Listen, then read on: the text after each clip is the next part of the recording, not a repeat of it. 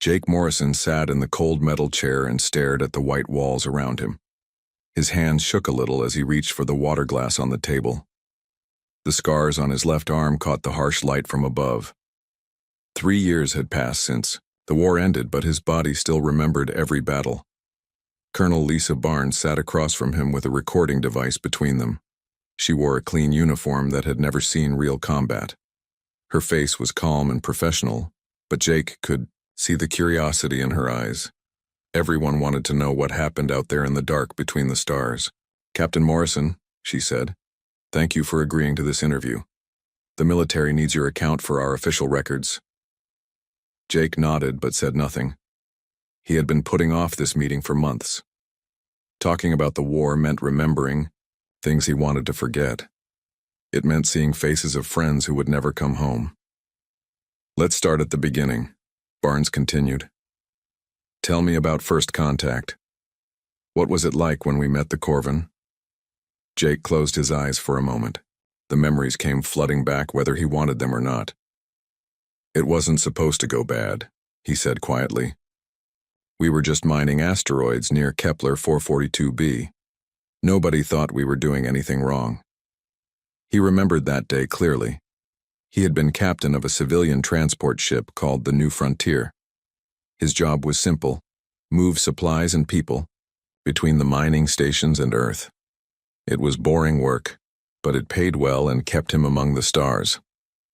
"The first Corvin ship appeared on our sensors like a ghost," Jake said. "It was huge, maybe 3 times the size of anything we had ever built. Beautiful too. All smooth curves and strange metal that seemed to shift colors in the light." Barnes leaned forward. "What did they look like? The Corvin themselves?" "Tall, maybe 8 feet on average. They had 4 arms and skin that looked like gray leather. Their faces were long with big black eyes, no hair anywhere. They wore these flowing robes that seemed to move on their own." Jake paused and took another sip of water. "They looked peaceful. Wise even. We thought we had found the teachers we hoped were out there." The first meeting had taken place on the mining station orbiting the planet. Jake had been there delivering a load of equipment when the Corvin ship docked. The station commander, a woman named Carol Stone, had put on her best uniform and gathered a welcome committee. "The Corvin ambassador came aboard with 2 guards," Jake continued. "He spoke perfect English, which should have been our first warning. How did he learn our language so fast? But we were too excited to ask the right questions." The ambassador had called himself High Speaker Vorth. He was polite and seemed interested in human culture. He asked many questions about Earth and human history. The conversations went on for hours. "Everything seemed fine for the first week," Jake said. "They shared some of their technology, medical scanners that could see inside our bodies without any radiation, power cells that never seemed to run out. We thought we had made the best friends in the galaxy. But then something changed." Jake could still remember the exact moment when the mood shifted. High Speaker Vorth had been touring the mining operation when he stopped suddenly. His big black eyes had focused on the asteroid processing facility. He asked how much we planned to take from this system, Jake said. Commander Stone told him we had permits to mine here for the next 50 years. The way his face changed, it was like watching a door slam shut. Within hours, more Corvin ships had arrived. Not the sleek diplomatic vessel, but warships bristling with weapons that human science could barely understand. High Speaker Vorth delivered an ultimatum that still echoed in Jake's nightmares. He said we were stealing from the sacred spaces of their ancestors. Jake told Barnes, "Every asteroid, every planet, every grain of dust in that system belonged to the Corvin Empire. We had 48 hours to leave or face the consequences." Commander Stone had tried to negotiate. She explained that humans had been peaceful explorers for generations. They had no intention of starting a war. But the Corvin seemed to view human expansion itself as an act of aggression. "The first shots weren't fired by us," Jake said, his voice getting harder. "A transport ship full of families was trying to evacuate when a Corvin cruiser opened fire. 300 people died in the first 10 seconds. Children, grandparents, people who had never held a weapon in their lives. The New Frontier had been loading refugees when the attack began. Jake had watched through his bridge windows as the transport ship came apart like a toy, pieces of hull and bodies scattered into the void. "I should have died that day," Jake said quietly. "My ship was next in line, but the Corvin stopped shooting after they destroyed the transport. I think they wanted survivors to carry the message back to Earth." The evacuation had turned into a panicked flight. Every human ship in the system ran for the jump point that would take them home. Jake had crammed 200 people into spaces meant for 50. They had no food, barely enough air, and everyone was crying or praying, or both. The trip back to Earth took 3 weeks, Jake said. By the time we arrived, the Corvin had already sent their own message. They claimed the entire outer rim of human space. Every colony, every mining station, every scientific outpost, all of it had to be abandoned or destroyed. Barnes was writing notes as fast as she could. What was the government's response? Jake laughed, but there was no humor in it. They tried to negotiate at first, sent diplomats and professors and peace activists. The Corvin listened politely and then started blowing up our ships anyway. That's when Earth finally understood this wasn't going to be solved with words. The room fell silent except for the hum of the air recycling system. Jake stared at his hands and remembered the feel of the New Frontier's controls. He had been a simple transport captain who wanted nothing more than to fly between the stars. The war had changed everything. "Captain Morrison," Barnes said gently, "I know this is difficult, but we need to understand how it all started. How did we go from peaceful first contact to total war?" Jake looked up at her with eyes that had seen too much. "That's the thing, Colonel.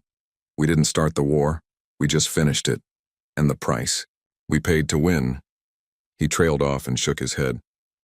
"Maybe you'll understand after you hear the rest of the story."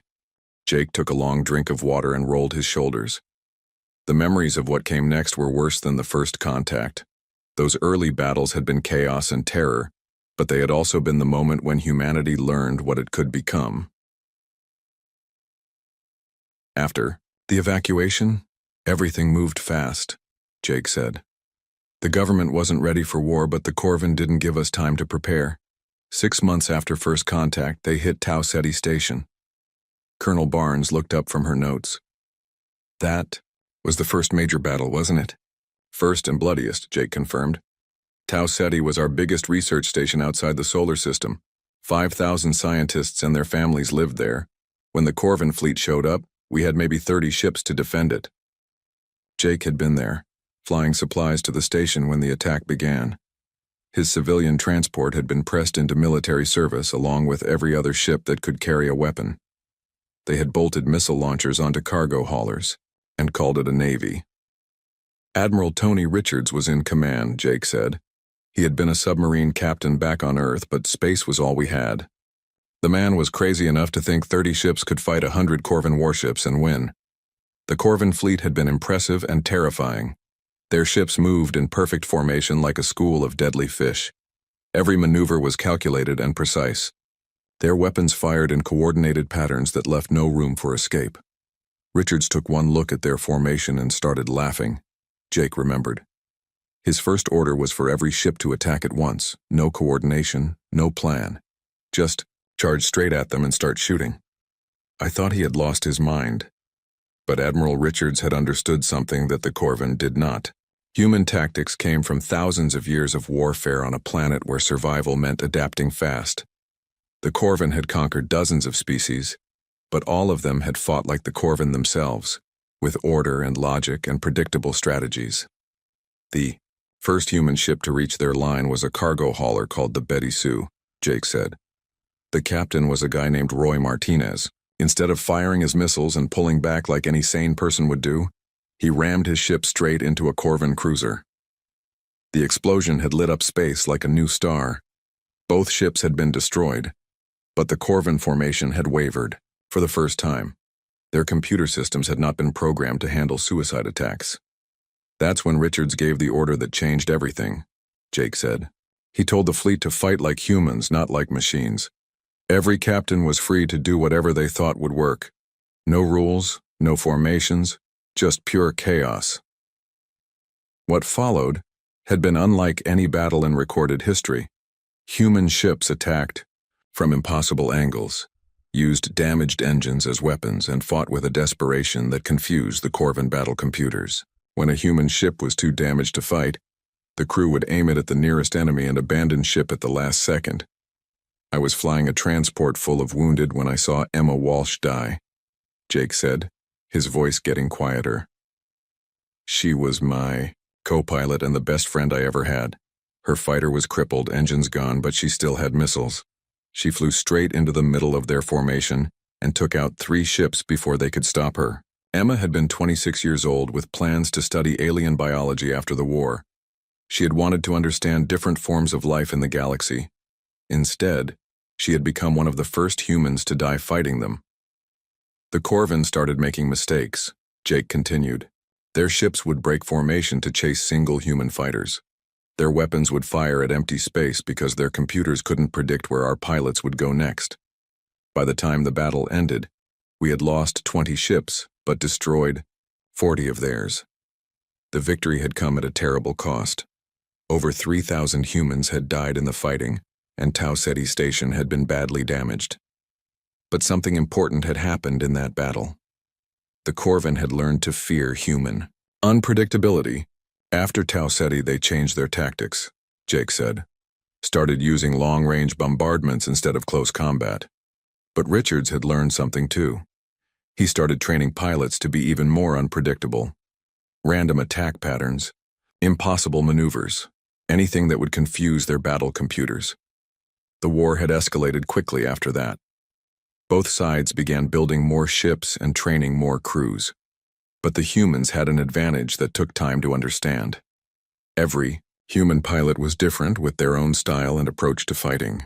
The Corvin relied on central planning and identical training for all their warriors. Commander Nick Davis started the first human fighter squadrons, Jake said. He took the craziest pilots he could find and taught them to fight like individuals, instead of a unit. They called themselves the Chaos Wings. The Chaos Wings had become legendary among human forces. They would attack in groups of 2 or 3, each pilot using completely different tactics. One might strafe enemy ships with guns, while another launched missiles from maximum range. A third might try to ram or board the enemy vessel. I flew with them twice, Jake said. Not as a fighter pilot, just transport support. Watching them work was like watching artists paint with destruction. Davis himself once took out a Corvin battleship by pretending his fighter was damaged and helpless. When they moved in to capture him, he detonated his ship's reactor. Barnes looked up from her writing. These tactics sound incredibly dangerous for our own forces. They were, Jake admitted. Human casualties were always higher than Corvin losses in the early battles, but we were learning something that no other species had ever figured out. The Corvin couldn't adapt to chaos. Their whole empire was built on order and predictability. The turning point had come during the Battle of New Tokyo, a mining colony in the asteroid belt. The Corvin had sent a massive fleet to capture their facility intact, thinking they could use it as a base to attack Earth itself. Admiral Richards was there with the entire human fleet, Jake said. 200 ships against 500 Corvin vessels. The smart thing would have been to run and fight another day. Instead, Richards divided his forces into 20 groups and attacked from every direction at once. The battle had lasted 18 hours and spread across half the solar system. Human ships had used asteroids as cover, civilian stations as weapons, and even mining equipment as improvised missiles. The Corvin had superior technology, but they couldn't handle fighting 20 separate battles at the same time. When it was over, the Corvin commander asked for a meeting. Jake said, first time in their history they had ever requested negotiations during a battle. Richards met him on a neutral asteroid, and you know what the alien said? Barnes shook her head.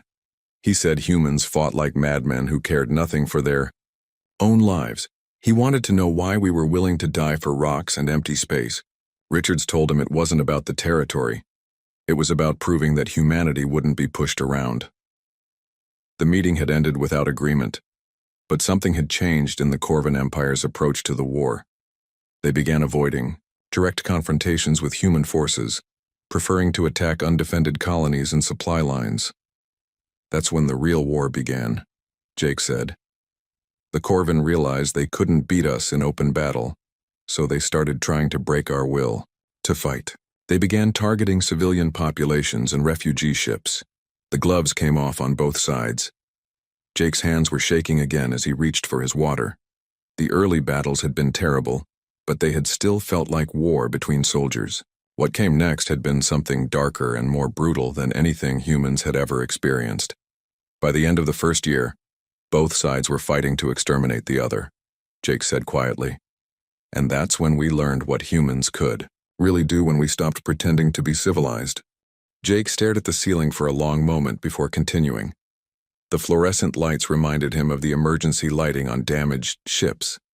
Everything after the first year of war had happened in that same harsh, artificial glow. The asteroid belt became our hunting ground, Jake said finally. Both sides needed the raw materials there, but the Corvin made a mistake. They thought they could control space the same way they controlled planets. Colonel Barnes waited patiently as Jake gathered his thoughts. She had read the reports, but hearing it from someone who had been there was different. The official records couldn't capture the smell of fear or the sound of dying ships. The thing about asteroids is that they're everywhere and they all look the same, Jake continued. Perfect place to hide if you know what you're doing. And humans had been mining those rocks for 50 years before the war started. The belt had become a maze of hidden bases and supply depots. Human ships would disappear into the asteroid fields and emerge weeks later to strike at Corvin convoys. The aliens had superior sensors, but they couldn't scan every rock in a field that stretched across millions of miles. I was transferred to military service after New Tokyo, Jake said. My transport experience made me valuable for supply runs. My new commander was Major Pete Johnson, a former Marine who understood that this war would be won by logistics, not just battles. Johnson had been a practical man who cared more about results than regulations. He had turned civilian cargo pilots into a fleet of ghost runners who could move supplies through enemy territory without being detected. The first time I ran a stealth mission, I was terrified, Jake admitted. My ship was loaded with weapons and ammunition for a hidden base on Ceres. The Corvin had patrols everywhere, and their sensors could detect a human heartbeat from 1,000 miles away. But the humans had learned to use the asteroids themselves as shields. A ship hiding in the shadow of a large rock was invisible to most scanning systems. The key was moving slowly and staying close to the asteroid surfaces. Johnson taught us to think like smugglers instead of military pilots, Jake said. We would attach our ships to asteroids and drift with them for days at a time. The Corvin would scan right past us because we looked like part of the rock. The strategy had worked so well that human forces began using it for attacks as well. Ships would hide among the asteroids and wait for Corvin vessels to pass by. Then they would detach and strike before disappearing back into the rocks. Captain Roy Martinez was the best at it, Jake said. He had formed a group called the Void Runners. They specialized in boarding actions against enemy ships. Martinez could take his team onto a Corvin vessel, capture it, and be gone before their fleet even knew what happened. The Void Runners had become legendary among both human and Corvin forces. They would strike without warning, disable enemy ships instead of destroying them, and vanish back into the asteroid field. The captured vessels provided valuable intelligence and technology.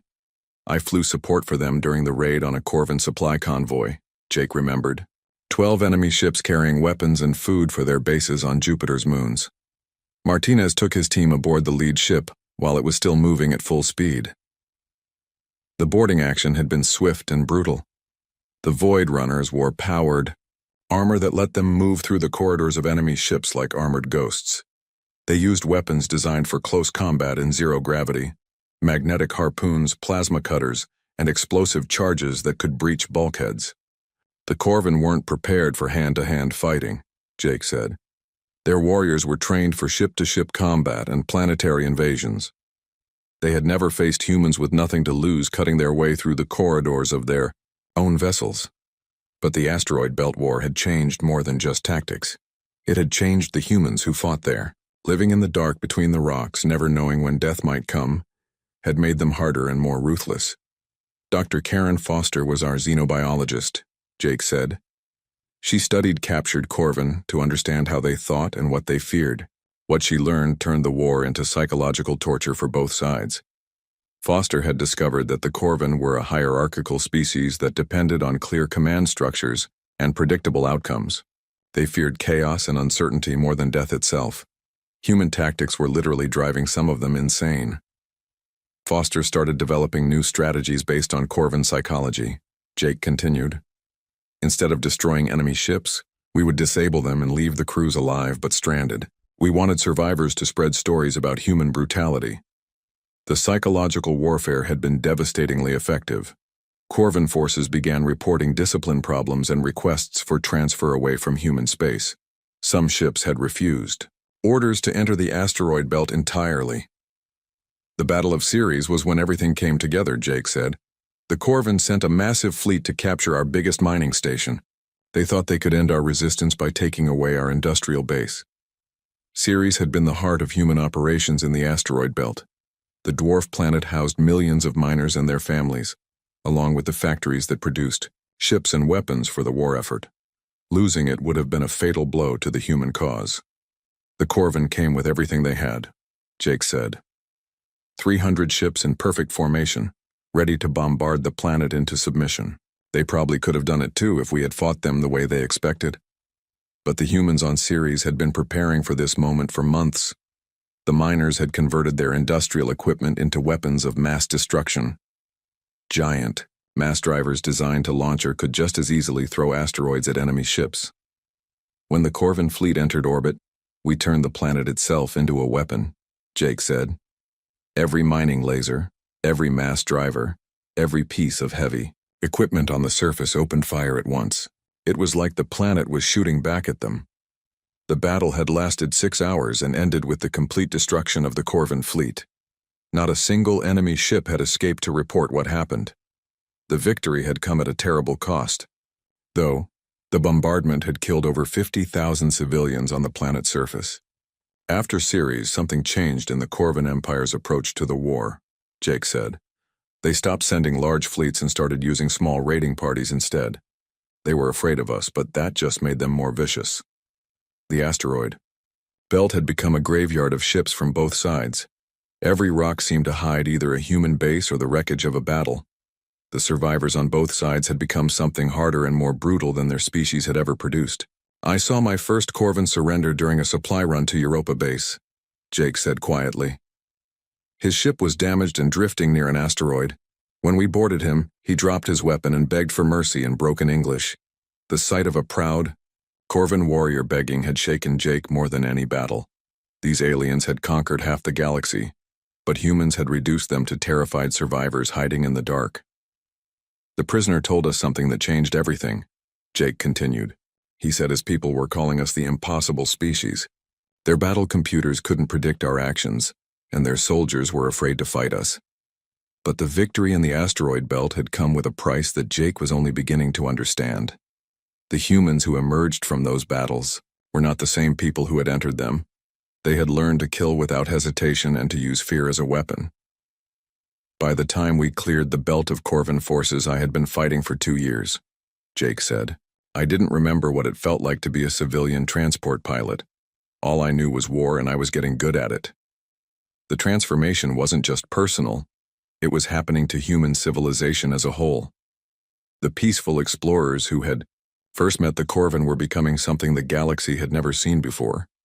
A species that fought not just to win, but to make their enemies afraid to fight them again. Jake's voice had grown quieter as he talked about the later stages of the war. Colonel Barnes noticed his hands had stopped shaking, but his eyes had taken on a distant look that she had seen in other veterans. Some memories were too heavy to carry without growing cold. Proxima Station was our last major outpost beyond the solar system, Jake said. If we lost it, the Corvin would have a clear path to Earth. Both sides knew that whoever controlled Proxima would win the war. The station orbited Proxima Centauri, humanity's closest stellar neighbor. It had been built as a scientific research facility, but the war had turned it into a fortress. Commander Beth Taylor had spent 2 years preparing for the siege that everyone knew was coming. I was running supply missions through the blockade when it started, Jake continued. The Corvin had surrounded the system with 200 ships, Nothing was supposed to get in or out, but they underestimated human stubbornness. Jake had been flying a modified cargo ship called the Lucky Strike. It was fast and had extra armor plating, but it wasn't designed for combat. His job was to slip through the enemy lines and deliver critical supplies to the defenders. The first run was almost my last, Jake said. I tried to hide in the comet trail around the outer system, but their sensors picked me up anyway. 3 Corvin fighters chased me for 6 hours before I managed to lose them in the asteroid field near the 4th planet. The siege had been brutal from the beginning. The Corvin weren't trying to capture the station intact anymore. They wanted to make an example of human resistance.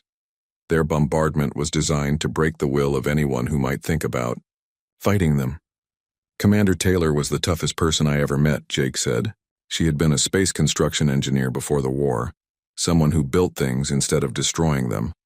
But the war had taught her that sometimes you had to break things to protect what mattered.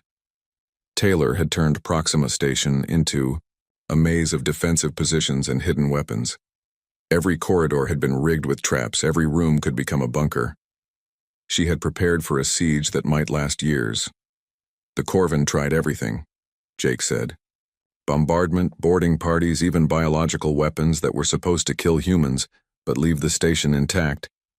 Taylor's people held them off for 6 weeks while the rest of us tried to break the blockade. The supply runs had become increasingly desperate as the siege continued. Jake and other pilots were making 3 or 4 attempts for every successful delivery. Ships were being lost faster than they could be replaced, and the defenders were running out of everything they needed to fight. On my 7th run, I picked up a passenger, Jake said. A young Corvin who had been captured during a failed boarding attempt. His name was something like Zekthar, though I never could pronounce it right. The prisoner had been badly injured and barely conscious when Jake found him in the station's medical bay. Taylor had ordered him transferred to a prison ship, but the regular transport had been destroyed. Jake had volunteered to take the alien back to Earth. He woke up during the flight home and started talking, Jake remembered. First time I had ever had a real conversation with one of them. What he told me changed how I saw the whole war. Zekthar had been a young warrior from a noble family in the Corvin Empire. He had been raised to believe that his people were bringing order and civilization to a chaotic galaxy. The war with humans had been his first real combat experience. He said we scared them more than any enemy they had ever faced, Jake said. Not because we were stronger or had better weapons, but because we fought like we had nothing left to lose. Their soldiers were starting to refuse orders to engage human forces. The conversation had lasted for hours as Jake's ship made its way back through enemy territory. Zekthar had described the fear that was spreading through Corvin ranks. Stories of human brutality had grown with each telling until some Corvin soldiers believed humans were demons from another dimension. He asked me why we fought so hard for empty space and worthless rocks, Jake said. I told him it wasn't about the territory. It was about proving that nobody could push us around and get away with it. Zekthar had been quiet for a long time. After that, when he finally spoke again, he had asked if humans would accept surrender if the Corvin offered it. The question had shocked Jake. Surrender was apparently not a concept that existed in Corvin culture. By the time we reached Earth, I realized that the war had changed both our species, Jake said. The Corvin had learned fear, and humans had learned to be feared. Neither of us was the same as we had been before first contact. The prisoner exchange had taken place at a neutral location near Mars. Jake had watched Zekthar board a Corvin shuttle with mixed feelings. The young alien had seemed more human than many of the battle-hardened soldiers Jake served with. 3 weeks later, the siege of Proxima Station ended, Jake said. Not because we broke the blockade, but because the Corvin fleet suddenly withdrew. Every ship, every soldier, gone overnight without explanation. The withdrawal had been so sudden that human forces had suspected a trap. Commander Taylor had kept her defenses active for days, expecting the enemy to return with reinforcements. But the Corvin had simply disappeared from the system entirely. Admiral Richards called it a miracle, Jake said. But I suspected it had something to do with my conversation with Zekthar. Maybe word had gotten back to their command that humans were willing to treat prisoners decently. The truth had come out weeks later through intercepted communications. The Corvin Emperor himself had ordered the withdrawal after receiving reports about human tactics. The siege of Proxima had convinced their leadership that humans were too dangerous to fight directly. The official Corvin statement said they were withdrawing to reassess the strategic situation, Jake said with a bitter laugh. What they really meant was that they were afraid we might win. But the end of the siege had marked the beginning of a new phase in the war. Instead of large fleet actions, the conflict had devolved into a series of brutal raids and counter-raids. Both sides were trying to hurt the other enough to force a negotiated peace.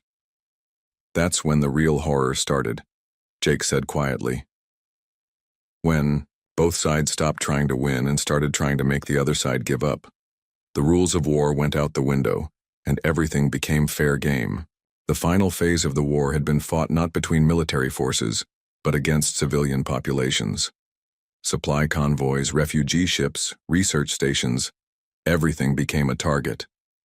The galaxy had never seen anything like the brutality that both species were capable of. I flew my last combat mission 6 months after Proxima, Jake said. By then I wasn't even sure which side I was fighting for anymore. All I knew was that I wanted the killing to stop. The war had ended, not with a great battle or a negotiated treaty, but with simple exhaustion. Both sides had run out of the will to continue fighting. The Corvin had withdrawn to their core systems and humans had claimed everything they left behind. When the armistice was signed, I was in a military hospital recovering from radiation exposure, Jake said. I watched the ceremony on a screen and felt nothing. No joy, no relief, just emptiness where my emotions used to be. The victory had been complete but hollow. Humanity had gained respect and territory, but the cost had been measured in more than just lives. An entire generation had been shaped by war, and they would carry those scars for the rest of their lives. Jake fell silent for several minutes, staring at his hands on the table. Colonel Barnes waited patiently, knowing that the hardest part of any veteran's story was always the ending. The war might be over, but its effects would last for generations. The numbers don't tell the whole story, Jake finally said. We lost 3 million people during the war. The Corvin lost twice that many. But the real casualties were the people we used to be before the fighting started. Barnes looked up from her notes. What do you mean? I mean that the humans who started this war don't exist anymore, Jake said. We were explorers and scientists and dreamers who thought the galaxy would welcome us with open arms. The species that won the war is something else entirely. The transformation had been gradual but complete. Human society had reorganized itself around military priorities.